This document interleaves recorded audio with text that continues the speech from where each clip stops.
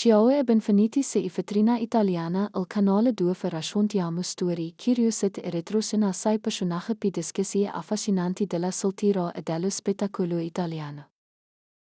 Oggi parliamo di una figura che ha lasciato un segno profondissimo nel giornalismo e nel dibattito pubblico, Oriana Fallaci.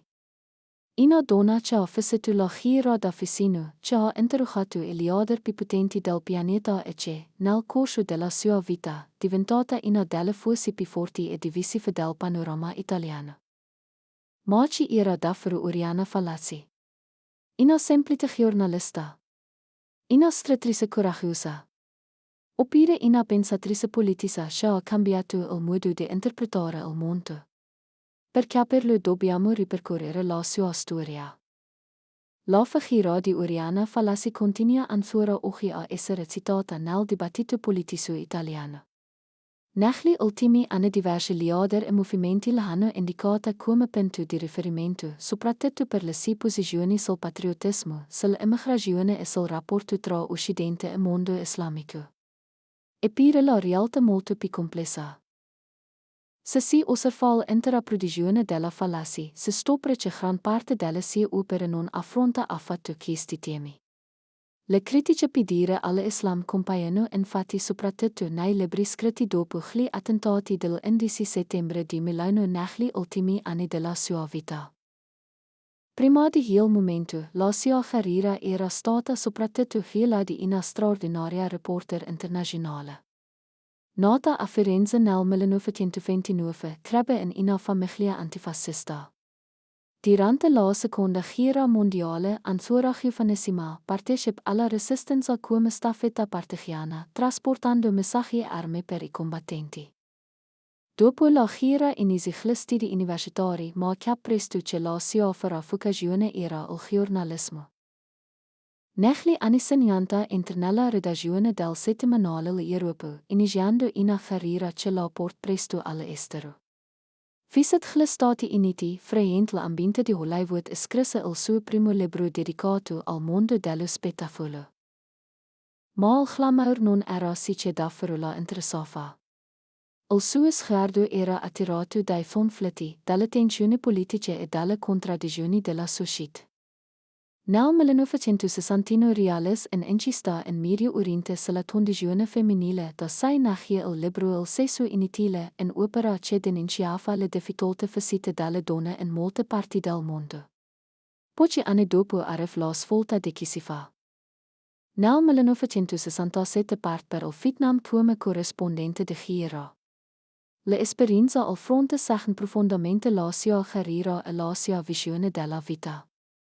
Da quella esperienza nasce il libro Niente Cosia, un racconto intenso e drammatico che denunciava l'assurdità della guerra e la sofferenza di chi la viveva. Durante gli anni la Fallaci dimostra un coraggio straordinario. Nel 1968, mentre seguiva le proteste studentiche a Città del Messico, venne ferita da colpi di armata fuoco durante il massacro di Tlatelolco. Nonostante tutto continui a lavorare. Fu per con le interviste ai grandi leader mondiali che il suo nome divenne leggendario. Nel corso della sua carriera incontra figure come Fidel Castro, Indira Gandhi, Deng Xiaoping e molti altri protagonisti della politica internazionale. Le sue interviste erano famose per il tono diretto e spesso spitato. Non aveva paura di fare domande scomode, di provocare, di mettere in difficoltà i suoi interlocutori. Henry Kissinger arriva persino a definire una sua intervista come la peggiore esperienza della sua carriera. Per la Fallaci il giornalismo aveva una missione precisa, dire la verità, anche quando era scomoda. Negli anni 70 pubblicò anche Lettera a un bambino mai nato, un testo profondamente personale che affrontava il tema dell'aborto in un periodo in cui il dibattito in Italia era particolarmente acceso. La sua carriera sembrava straordinaria, ma in altro momento decisivo arriva nel di Milano. Dopo gli attentati alle torri gemelle pubblicò un lungo articolo intitolato La rabbia e l'orgoglio, che staat in un enorme dibattito pubblico. In heel testo denunciava geoloce considerava ino scontro tra civilte e criticava diramento l'atteggiamento dell'Occidente verso l'integralismo islamico. L'articolo ebbe un impatto enorme sull'inizio di una nuova fase della sua produzione. Nei libri successivi Philip ulteriormente queste idee, utilizzando un linguaggio diretto e spesso provocatorio che contribuì ad accendere il confronto politico e culturale. Non tutti condivisero le sue posizioni.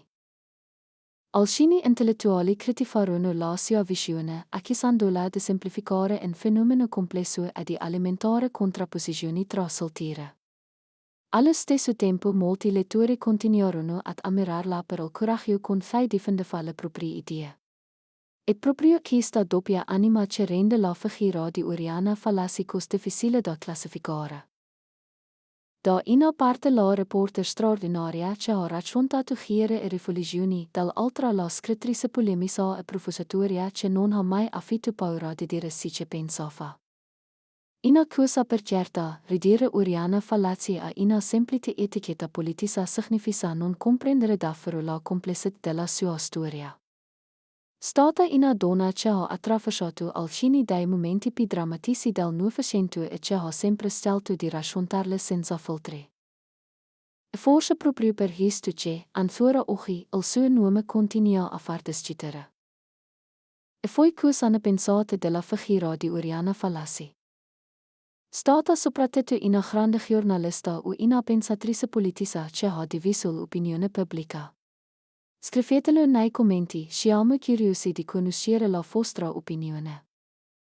Se vi è piaciuto questo video, lasciate un like e iscrivetevi al canale Vetrina Italiana per non perdere le prossime storie, i retrostena e i racconti sei personaggi più discussi e affascinanti d'Italia. Attivate anche la campanella per ricevere la notifica dei nuovi video. Grazie per aver guardato questo contenuto e ci vediamo molto presto su Vetrina Italiana.